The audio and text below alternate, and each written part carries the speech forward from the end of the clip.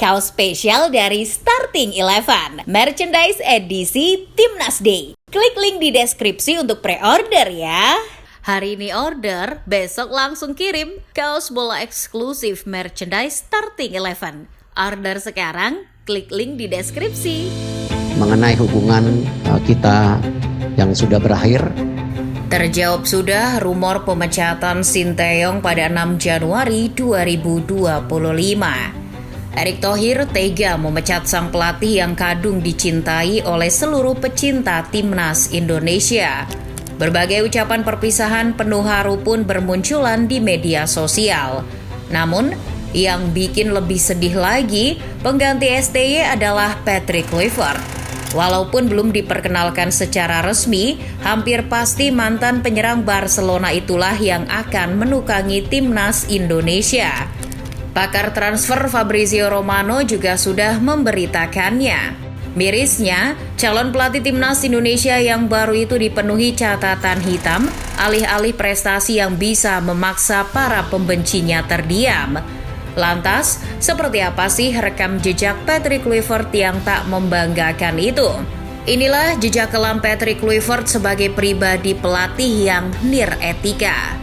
Sebelum membahasnya lebih lanjut, yuk jangan lupa subscribe dan nyalakan notifikasi agar tak ketinggalan video terbaru dari Starting Eleven. Setelah didapuk jadi kandidat utama sebagai pelatih timnas Indonesia, Patrick Kluivert jadi sorotan publik. Ia jadi trending topik sejagat setelah namanya disebut Fabrizio Romano di akun media sosialnya sebagai orang yang meneruskan tongkat kepemimpinan dari era kepelatihan Sinteyong. Namun yang jadi masalah adalah rekam jejak si pengganti STY ini. Bagaimana tidak, Patrick Kluivert ini pernah berkendara ugal-ugalan di jalan. Kluivert memacu mobil BMW M3 dengan kecepatan sangat tinggi. Lalu mobil yang dikendarai itu lepas kendali dan menabrak sebuah mobil yang dikendarai oleh seorang pria bernama Martin Putman. Pria itu tewas seketika. Kejadian itu terjadi pada 9 September 1995. Patrick mendapat sanksi hukuman karena tindakan cerobohnya. Kluivert dituduh sebagai dalang kematian Putman. Kemudian diketahui adalah seorang terawan Belanda. Ia sempat dituntut sanksi hukuman penjara selama 9 bulan dengan masa percobaan 2 tahun larangan mengemudi. Namun tuntutan itu tak berhasil dimenangkan. Kluivert hanya dikenai sanksi pencabutan surat izin mengemudi selama 18 bulan dan 240 jam kerja sosial. Insiden ini jadi noda yang tak pernah terlupakan bagi Kluivert sendiri maupun para pecinta sepak bola dunia. Selang 2 tahun berlalu, Patrick Kluivert kembali bermasalah. Kali ini bukan karena terlibat kecelakaan, tapi terkait tuduhan pemerkosaan.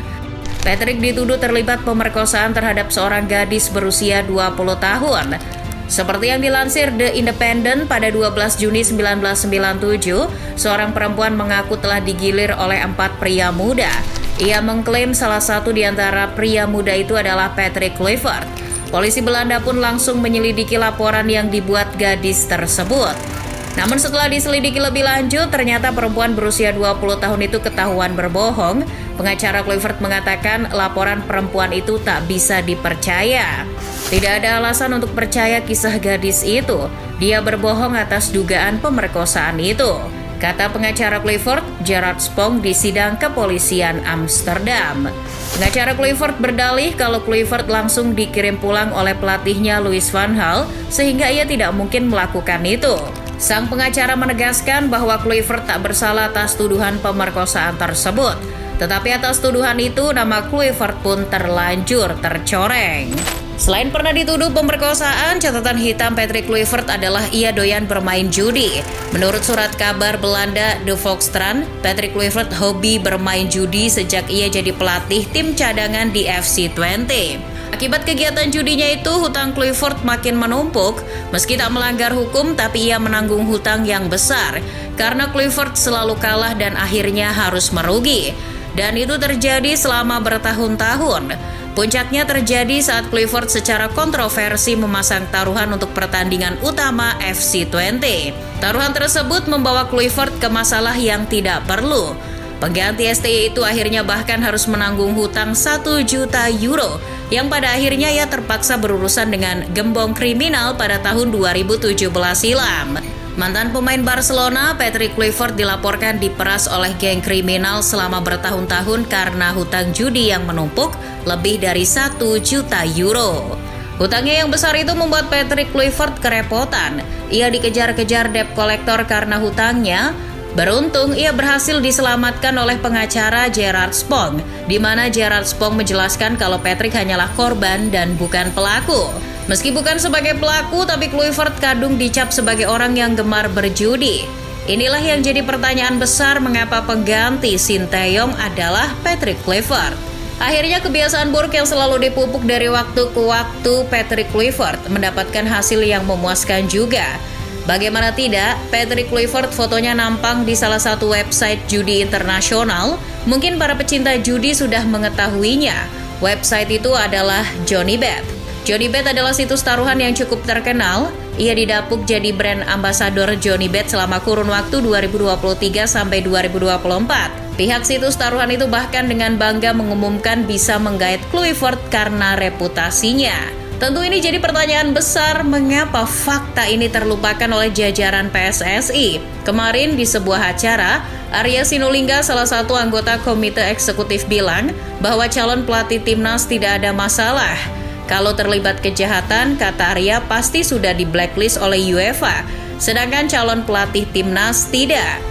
Namun fakta bahwa Patrick Kluivert menjadi brand ambasador situs taruhan dan ia akan membesut timnas Indonesia ini sangat berseberangan dengan rencana pemerintah untuk membasmi judi online.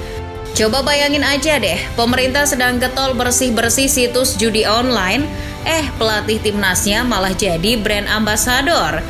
Bagaimana sepak bola Indonesia makin membaik kalau sang pelatih sendiri rupanya seorang penjudi. Sangat berbeda sekali dengan Sinteyong yang tak punya rekam jejak buruk, baik sebagai pemain maupun pelatih, yang membuat supporter mencintainya.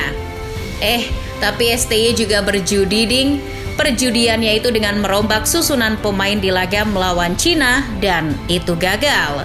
Namun ya, mau tidak mau keputusan PSSI tetap akan berjalan. Timnas Indonesia akan dilatih oleh seorang penjudi kelas kakap seperti Patrick Kluivert.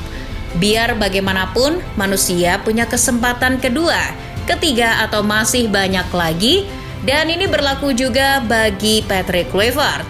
Walaupun memang sebelum bekerja saja sang pelatih sudah diolok-olok oleh sebagian pecinta timnas Indonesia, ya biar bagaimanapun itu resiko.